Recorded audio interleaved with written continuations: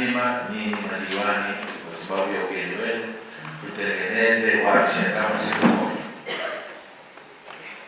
Neno kulie na wakala labda na SEA na watu wake na nini ndio wape ni darasa.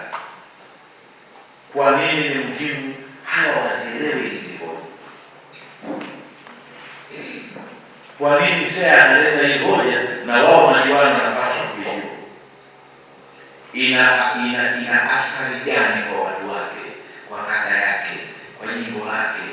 Utekelezaji wa mradi, kwa nini bwana anasema hii ni hoja ya ukaguzi? Itawasaidia sana. Na hiyo ni kitu cha kila mtakapokuwa mnasema mnakuja mnaangalia. Kwangu mimi hiyo kwangu ni kitu kikubwa zaidi kwa ziara ya mafunzo kuliko ile ya kwenda kukaa kwenye basi na kwenda mpaka Katavi, ukifika umechoka, mgongo unauma, unarudi baada ya siku 3.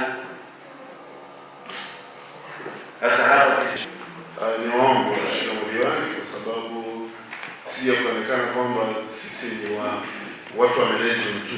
Ukaguzi wetu sisi ni shirikishi, unashirikisha watu wote. Kwa hiyo tunapokuja kwenye ukaguzi tunatoa taarifa kwa management kuwafahamisha yale ambayo mnaona tunafaa kuyapokea kwa ajili ya kuyafanyia kazi kwa ukaguzi wa mwaka huo husika. Mfano, kwa sasa tunajiandaa kuja kwa ajili ya ukaguzi wa mwaka wa fedha 25-26. Tunaomba tupokee input kutoka kwenu, yale ambayo mmeona tunafaa kuyaangalia kwa jicho la pembeni, kwa jicho la ziada. Maana tunajua tunaitana auditor. Basi na sisi pia kwa nafasi yetu tunapenda tushirikishe. Hebu tutafute mbinu tuwe na uelewa wa pamoja. Uelewa wa pamoja wa mambo ambayo yanayotokea ndani ya halmashauri. Kama kuna miradi ya halmashauri, basi sote tuijue. Kama kuna mambo mengine ambayo tunaelewa katika halmashauri, sote tuwe tunauelewa nayo.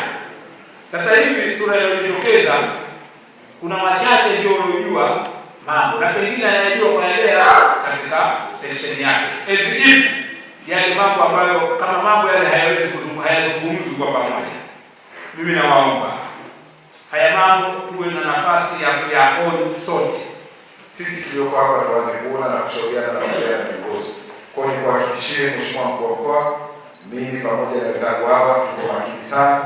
Tunashukuru kwa ushirikiano ambao tunaopata kutoka ofisi ya mkurugenzi na idara ya halmashauri, lakini kutoka kwa Mheshimiwa Mwenyekiti na Mheshimiwa Madiwani hapa.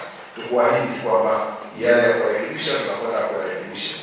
Lakini kikao hichi sisi Mheshimiwa Madiwani na viongozi wote wa halmashauri ya Kwanza tutazingatia ipasavyo.